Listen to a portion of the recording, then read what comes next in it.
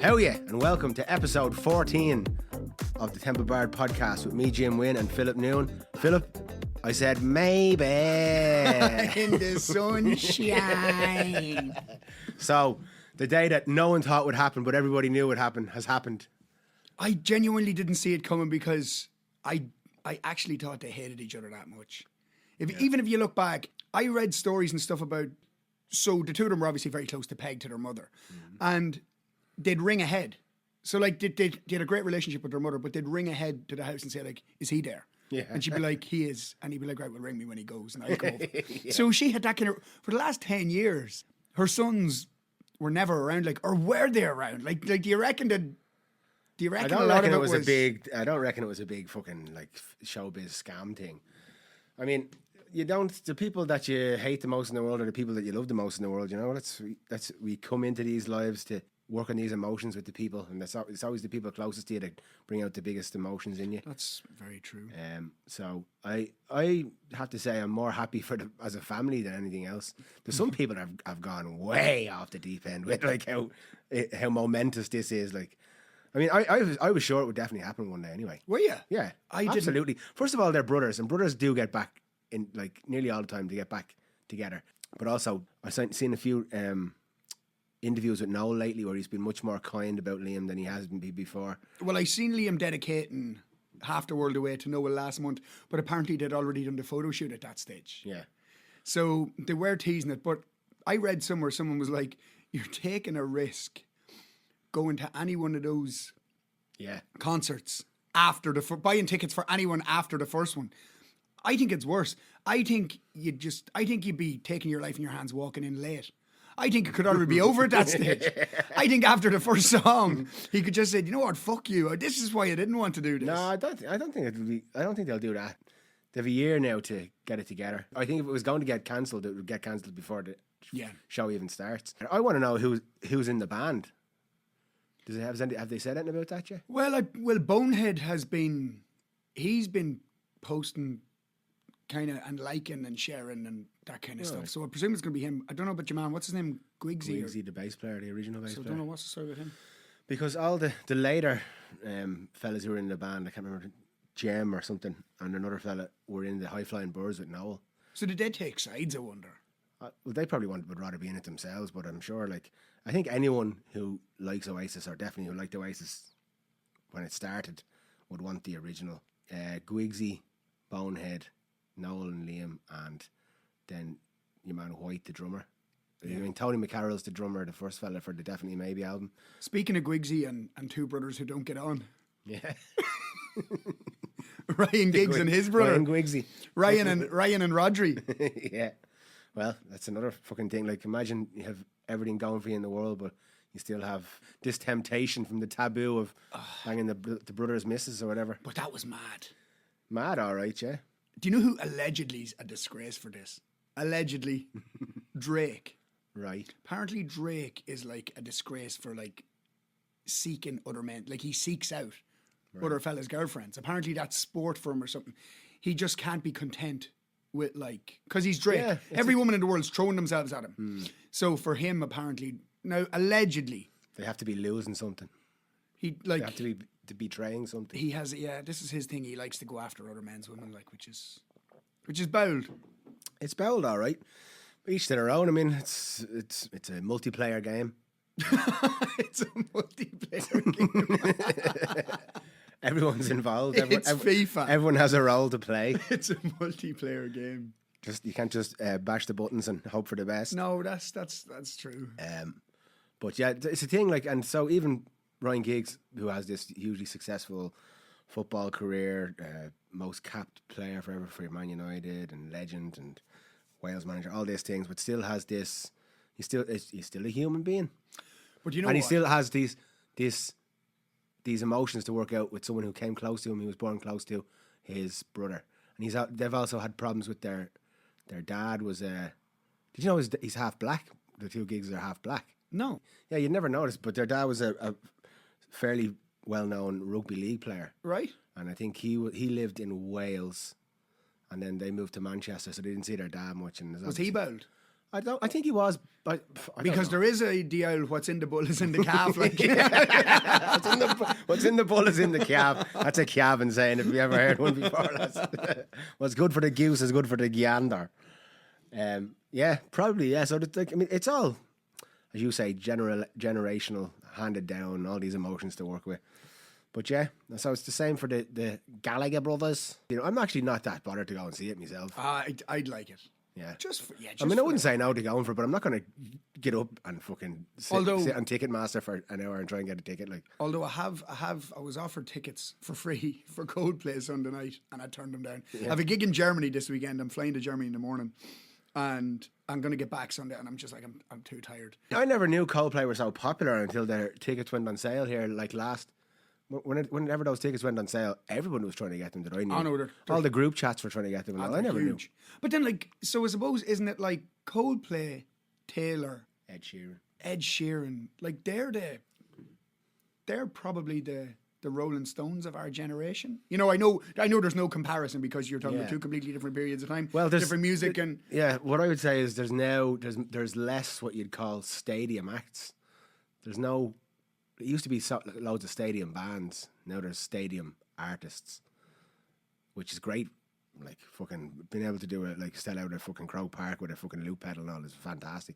But 20 years ago, it was only U2. It was only Bruce. It was only Elton John. You know, they were the stadium acts. Yeah.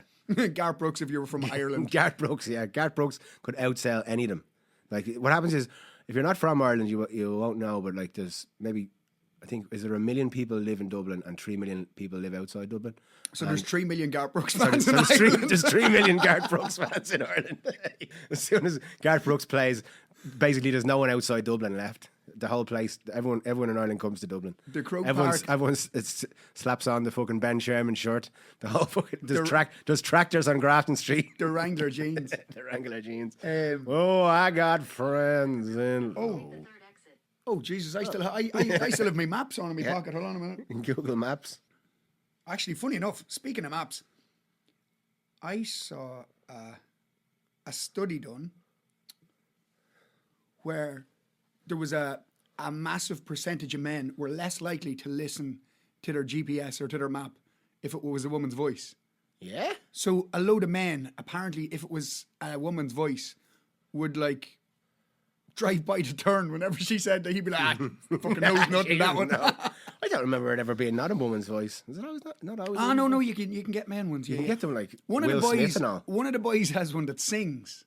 So like it's called like a boy band when it's on Waze, and it's like at the roundabout, turn left. All auto tuned, like it's all Oh, no, I wouldn't. No, fuck that. No, oh God, no. It was hilarious the first time I heard it, and then I got into his car like the third time, and I was like, man, please. I'm gonna take the next exit out of the moving car. Thanks. Will Smith, what does he say? Keep my wife's roundabout. Will Smith. Will Smith, yeah, he's bowled now these days. Jeez, there's a man who had it all and lost it. Yeah. Well, I mean, he didn't lose anything. I mean, like a few people's respect that don't know him and he doesn't know and he doesn't really care about. So like, he didn't really lose anything. But it was a very strange thing to do. Was slap that fella, wasn't it? Mad. That was something that you'd wonder, was that in some way staged? Because no. Chris Rock's response though was like, did you see the Netflix one where his response is like a year later, and he just goes to town on him, but indirectly, like, he doesn't even say anything bad about him. He just says what everybody else has said about him. Like I remember Chris Rock's specials from back in the day where they were the best things, funniest things you've ever seen in your life. The last 3 or 4 I've seen have been. It's basically the same thing again. The difference between black and white people, and then he says a word and repeats it like, no. I said no, and that's his whole thing. Every time. But I think that's people are drinking the fluoride in the water. I think everybody's getting dumbed down. Because if you look back to the wit of Eddie Murphy in Raw or Delirious, or even Dave Chappelle in his early days, that's another one. All Dave Chappelle's ones have been good, but the last couple have been shite. I thought that's what. Listen, when someone it's just the same. You just pick like it's more trying to be controversial than trying to be funny. That's it. But you see, I think what it is he goes off the radar for a long time, and then someone hands him 200 million, and he has an idea of what he used to be, but he can't quite reach what he used to be. Like Like I or you, right? We can go on stage and we can do whatever we do, right? Yeah. But there are probably times in our life where we were probably better, or we probably had an idea of ourselves being better or worse. And we want to kind of aspire to being that. But you're never going to be that. You're only going to be whatever you are now. Yeah, it becomes like a job and a repeating That's- thing. It loses the honeymoon of it, kind of. Yeah, absolutely. I have another theory about comedians as well, is that the more you hear them on podcasts, the less funny their specials are. Oh man, so Anthony Jeselnik's coming to Dublin. Yeah. And he is one of the most edgy Yeah, I've men heard in the some- world. I've saw some of his clips about it. And we're going to go to see him as part of the Temple Bar podcast. Yeah. The girls in the office are going to sort that out for us. But As long as they're not giving directions. but like that, I was listening to his podcast and I was like, no. I was like, you're killing it for me. Stop. Yeah. So I've stopped listening to it in the hope that his material is going to. I think it's what it is when you hear someone being genuinely funny and making things up on the spot in a podcast, then when you hear them doing a bit in a special, it doesn't seem as natural. That's my theory of it anyway. Someone like Joe Rogan and all, I don't find any of his specials funny now at all. Like the Yeah, last few, you see- because I've probably heard too many hours of his podcasts and stuff. Yeah, I always remember him just from Fear Factor. I've never kind of gone into Joe Rogan because I've always been like, that's your man. That's the. The Fear Factor. Yeah. I never knew he was anything else than that.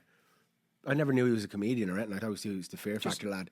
Then I found out he was doing the fighting, Yeah. the commentating, and then I think I found a podcast before I knew he was a comedian. No, did I? Or maybe I just found he was a comedian, then I found the podcast. I started listening to that podcast when it was about, like, in the first, I think it was up 200 episodes or something, and I listened to it for ages. I don't listen to too many now these days. I like the ones with Duncan Trussell and all that jazz. I'm more into the audiobooks at the moment, but I like the ones where we're all at it today. We were talking about, you were saying about Joe Rogan in the early days of his comedy, and you were saying who you liked and who you was listening to. I like him when he has Terence McKenna and those lads. yeah, I like on. those lads. The Psychonauts. The Psychonauts. I like the Duncan Trussell one. I find him very funny and very like a kindred spirit in a way. Someone that resonates with me. I don't listen to any of the fucking scientists and doctors now anymore. All that COVID stuff.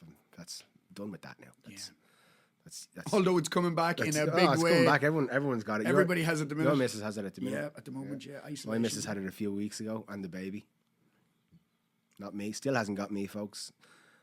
COVID is afraid of me. I'll tell you, if COVID will be, Coldplay are about to. It's going to be Coldplay for sure. Coldplay are going to be ground zero for COVID this weekend. Yeah. And no one's going to fix you. Do you remember just before the first lockdown? Cheltenham was on. Yeah. And everybody decided to go to Cheltenham because they knew the country was going to be locked down after it. And that's when Ireland just went. That was it. Cheltenham was like the explosion. Yeah. If COVID was the match and people were the dynamite, Cheltenham was where everything was lit. Yeah. When a lot of people get like that together, and Oasis will be it too, you know. I think that nostalgic energy that everybody be brought together with, of, you know, I know, you know, we can. A lot of people will be disappointed because I don't think Liam and Noel can do what they could do. Liam definitely can't sing. No, very definitely not. Like, No, like a big thing that fucked me up from the way I sang was trying to sing like that cunt. And he's been doing it way longer than me. And he put so much tension into it when he's singing. Like the way I think he's had 2 hip replacements. Oh, has he? Yeah, because I think what he's doing is he's tensing up so much when he's singing. Like I think that it's doing. and he's always leaning on them. He's leaning, yeah, over to one and side. he's leaning, and he's stretching out his throat like that. All that stuff really fucked me up, and I'm sure. And now it was for me like. I've just rehabbed myself and changed the way I sing, but he's stuck. Like he can't change the way he sings now.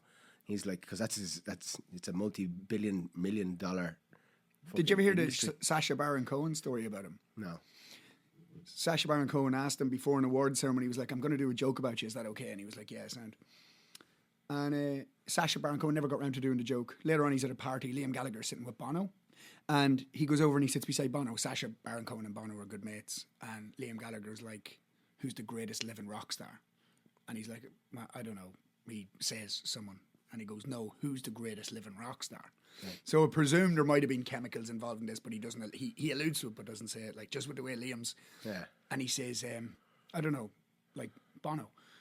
And he says, no. I said, who's the greatest living rock star? He says, I don't know. He says, John Lennon. And he says, like, what? And then Liam Gallagher stands up in a chair and he goes, I am John Lennon, and falls off the chair and like smashes his head across a coffee table or something. No way. And Sacha Baron Cohen was getting up to leave or whatever, and Bono was like, no, once you're with me, you're all right. Like, so the boys must be nuts. Oh, you hear about, apparently Bono is a fucking unbelievable drinker, I've heard. Well, I heard many Noel stories. Gallagher saying that like him and Bono went on an incredible session. Yeah. And the two of them were in Paris. And apparently it went on all night. And the next morning, a load of black cars came and picked Bono up. And he looked on the TV later in the day, and there was Bono with the French president on the TV. Like, Fucking hell. And on the rollover. And he was saying, Macron. and Noel Gallagher was saying he was in bits, like shivering and all in the house. And he looked up and there's Bono on the TV doing something for the UN, and he's like, that man is a fucking You know, people who just don't get any hangovers at all. wankers. Yeah. Remember I told you that I was telling you last week about me during the COVID where I was drinking wine all the time and not getting hangovers. I never clarified that doesn't happen anymore. Now I get the hangovers again. So it was at the time the drinking was useful for me. But I was drinking last night. I was talking to you. I had some. I got all the girls in the office got together and got me From the Temple Bar podcast. The Temple Bar podcast. Got me a bottle of whiskey for my birthday last week, and I drank most of it last night. Good stuff. And I've been suffering all day. Also, yesterday I got 4 hours sleep because the baby was up early, and the same today. So I've had about 8 hours sleep the last 2 nights, in the whole last 2 nights. So oh no, like any day. So I did a day 2 of a wedding on Sunday. Yeah. And I ended up drinking and then drinking Sunday night. And I mean, like Monday, I was going to ring an ambulance. I can't do it anymore. Like, it's rough. I mean, when we were living abroad doing this, like, so we'd opened a pub in April, and we'd close it in November. Yeah. And I don't think there'd be 2 nights in the whole summer that I wouldn't drink. Yeah. I was drinking every night, and I was drinking alcoholically every night, like at the time. Binging. And because as soon as you get on stage, you're a great fella. People are putting pints of Guinness in front of you, and you can't let the head go in a pint of Guinness. You know, you have to get rid of that quick. There's some laws in Ireland that are just can't be broken. You can't let the head go in a pint of Guinness. So, like, if people were putting 2 and 3 pints in front of you, you'd have to drink that bit quicker. Yeah. So there was some nights you'd do a gig and you'd drink 10 to 15 pints, no messing. Yeah. But the next day you'd wake up and, okay, you'd probably die during your breakfast, but with the heat and all, you'd jump in the pool, you'd be grand, you'd be ready to go the next night, you'd do it all again. It's different in hot countries, I think. When you're it feels like I don't get hangovers either when I'm on holidays or away. Even if I go to Germany and stay with the missus, I don't get hangovers there either. No? I only get them really if I haven't got much sleep. So what's the drinking culture like in Germany as opposed to us? I'm going in the morning. They drink a lot. Doing a gig in Germany this weekend. Yeah, they drink a lot. But they drink slowly and just, it's beers, isn't it? More a kind of... It's more, well... Is it kind of spread out more across the day as opposed, you know, in Ireland, like we're in the pub for 8 o'clock and we're... They do a lot of day drinking in Germany, and they also do a lot of wine, like sparkling wine. Apple wine? Apple wine, well, that's a different thing. That's like... to stay away from that shit. I promise you won't. Don't go near that stuff. But they do a lot of sparkling wine over there. I'm gonna have one. I'm so intrigued. Like, where's the gate? Where in Germany are you going? Stuttgart. All right, I'm flying that's into kind Frankfurt. of in the middle. I think the place that does the wine and the apple wine is more Frankfurt. I think that's more south. But I think Stuttgart's not too Well, I'm far flying away. into Frankfurt. Oh yeah, so it's not far away. So yeah, they probably will have apple wine. Would I get one in the airport? Are they that bad? Are they? Oh well, you taste it and see if you like it. Maybe you'll like it. Like a lot of people swear. I'll throw up an old apple vine video. Do an apple vine video, yeah, from Frankfurt Airport International. See what you think of the apple vine. But they do. They have a lot of sparkling wine. They have like sparkling wine breakfasts and stuff like that. Then they do a lot of beers. The beer over there is next level, lovely, deadly. And no, they like a drink for sure. The Germans. I'm doing a very famous wedding this weekend. His name is DJ Robin, and he did the song for the Germany Euro team. It's like la la la la la la la la. It's like a German folk beat with this like techno. Yeah. So yeah, it's I'll talk about it more next week when I find out now. Yeah, Philip's gigging to the Stars this week, so we're gonna have to see. We're gonna get a few. You were gigging to the Stars as well a couple of weeks ago. Oh yeah. Well, I don't know if I was or not.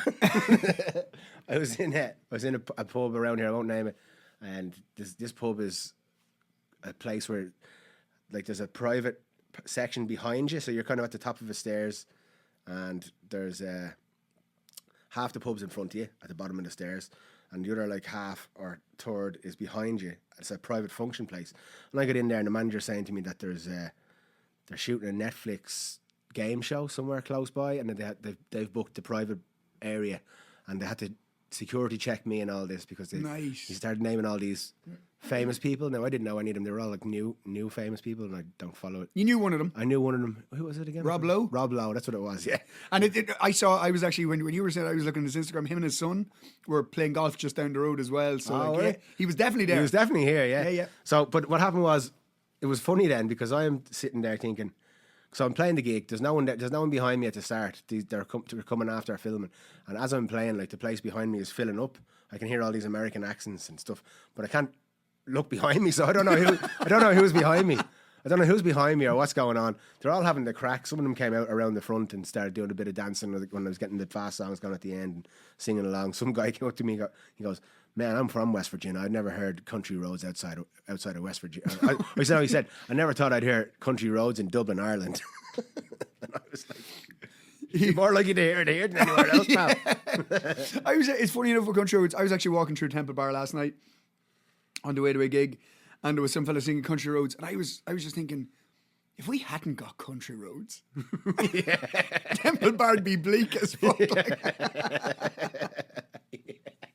Imagine if the Killers, Mr. Brightside, Country Roads, Sweet Caroline, Hey Jude, Wonderwall, Hey Jude, 500 Miles. Imagine Zombie. Oh Jesus! Imagine if they'd never been written. Yeah, it's like that film Yesterday. Did you see that one? Oh, it's great. I think every musician has that thought. Like, what if there was some band that was never heard of, and you could just take all the songs?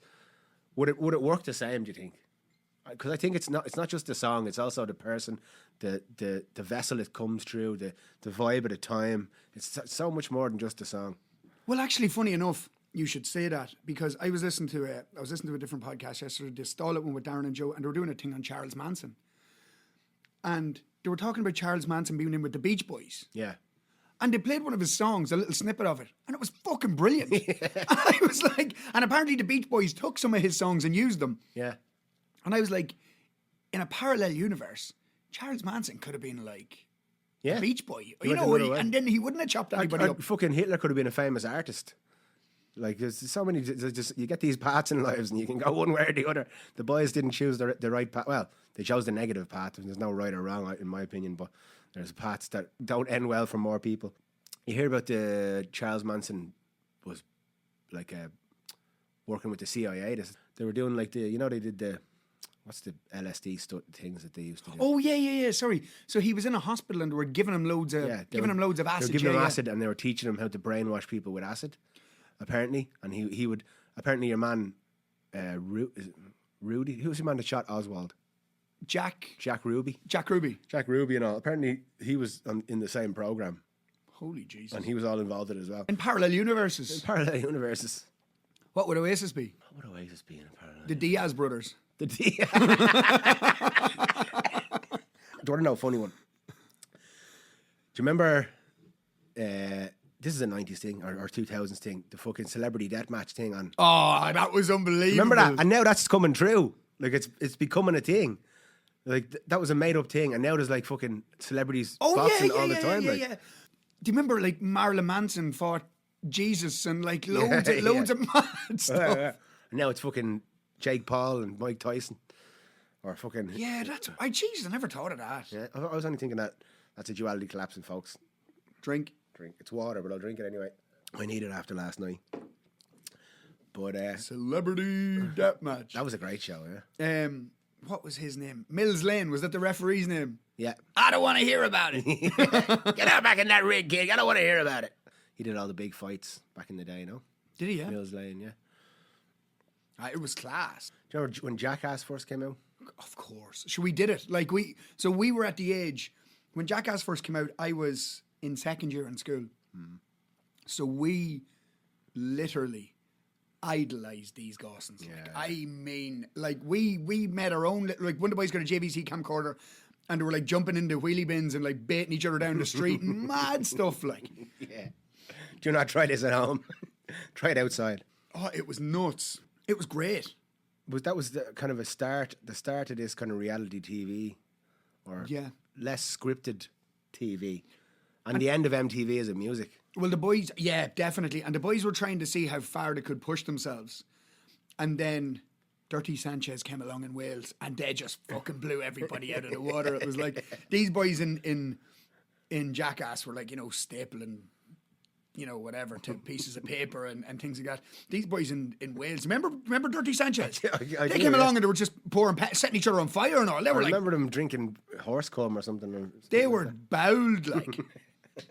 It's very funny because one of them guys now. Well, it's very funny because one of them, the mad, his name was Pritchard. He was a lunatic, and I looked him up on Instagram recently, and he's like this self-help rejuvenated. Like he goes on, he does runs, and like he's like this, this, and he's talking about mental health awareness and this spirit being. You know the way all these lads who really sessioned in their 90s, 2000s are all like. All outdoorsy, camping, kind of just like. I didn't want to have any joke. It's true. No, but all the boys who were like mad on the sessions and all in like the 90s now are like they're really into like running and like they're just it's mad. Yeah. It's the millennial midlife crisis, you could say, or midlife uncrisis, or midlife awakening, you could call it. It seems to be a lot if of you're people. going to have a crisis, that's the one to have, isn't it? Yeah, doing something positive, I suppose. Better than buying a Ferrari. Well, I couldn't afford a Ferrari. Could buy one of the fucking little cars like this, one of the little Matchbox things. But it's good. I'm glad to hear that because that was a bit like Mia Khalifa we talked about last week. It's how we grow. We're always constantly changing. So she went from being a porn star to being wanting all their porn videos down. This lad went to drinking horse cum and setting himself on fire to now trying to help mental health, and it just shows you people grow, and that's why I think it's not helpful to judge people for their opinions, because opinions are subject to change, just like all of us are. So it'll be good crack when Oasis do it. They're going to land into their first gig and not play Wonderwall. Although I don't know, will anybody want Oasis to play Wonderwall? Do you think? Oh yeah. Do you think so? Oh yeah. People still want me to play Wonderwall. I mean, oh no. Everybody wants me to play Wonderwall. Yeah. But I think if you look at what social media is trying to do now, social media tries to. I'm not going to lie. I love Wonderwall. I love it. Yeah. Right. Social media tries to cancel things that it tried to cancel Zombie. Why? I don't know. Because a load of rugby fans start singing it at the rugby. And they were like, oh, South County Dublin has adopted Zombie now, so like it's finished. I'm like, no, it's not. It's fucking Zombie. They're playing Zombie in Thomond Park, for the rugby. And what would rugby fans know about the struggle in Northern... Fuck off. It's Zombie. You know what I mean? But that's just someone with a stupid opinion. Like, but no one really thinks that. No one's like really trying to cancel Zombie. Now, if Oasis came out and played Barbie Girl, that. Do you think they'll do a new album? Oh no, there's too much. There's too many creative, there's too many creative differences between the two of them because the two of them went in such a different way with their music. Like Noel Gallagher's High Flying Birds. Number one, Noel would want to write all the songs because that's what he's always wanted. And now Liam's writing great songs. So, well, he gets people to write his songs as well. Now he writes a few, but he's not as prolific as Noel. I don't think he's got songwriters for his own songs. He did do a few of them, I know, but I'm sure they have a year now before the gig. So to announce it a year before I bet you they'll release something. They'll do a song, if not an album. From a business point of view, they should do a song because it'll do 1 billion streams. Do you know what I mean? Yeah. It'll do 500. Well, it'll do 500 million streams.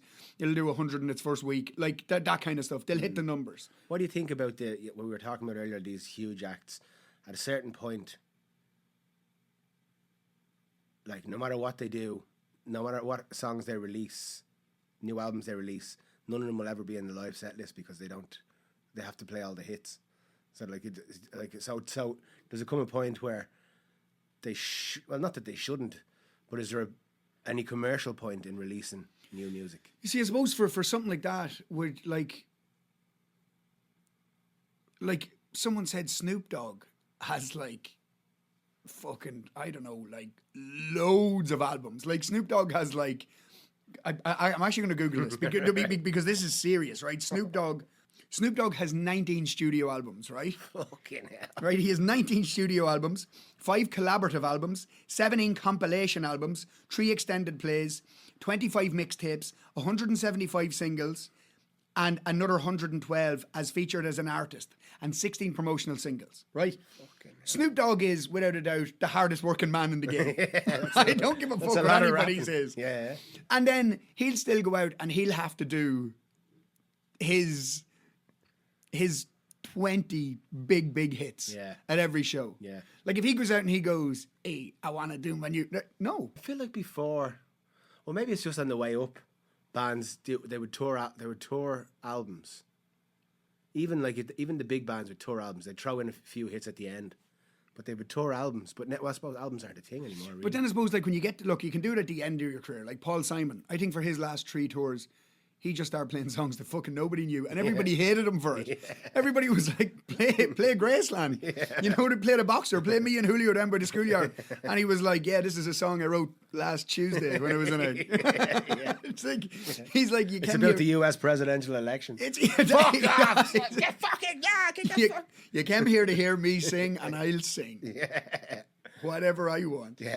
So my mom and dad went to see Bob Dylan, and they were fucking horrified because they said he was singing out of tune, and I was like, what? But did you see what he did in his latest tour? He banned all phones and all recording equipment from the thing, and everybody's like, oh, isn't that good? I'm like, no, he's doing it because he's shite, and he doesn't want anybody to slate him anymore. Well, I think that they were saying that he was grumpy and he was mumbling, and that's, I mean, you get to a certain point, like we were talking about, it becomes just a job.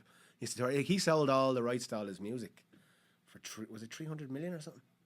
Jeez, that's bad. Bob Dylan. I mean, why wouldn't you? I know, 100. Listen, of course, yeah, of course. Because if you think about it, would it ever be worth more? Because especially now with AI and all, AI will just write a Bob Dylan song soon. So I think it was probably a good business. With his voice. Yeah, with a slightly better tuned version. We're going to end. This is a bit of a shorter episode today because Phil has a gig today and he's off to Germany tomorrow. Jet setting on the tour. So we can talk about it all next week. We'll talk about it all next week. I'm not allowed to say anything about it before the wedding, but I can tell everybody who's going to be there next week after it. Yeah. We'll reveal all. After the fact. After the fact. We'll reveal all next week. Tune in then. For now, thank you for listening to the Temple Bar podcast. Follow us on all social media. And Slán Shed.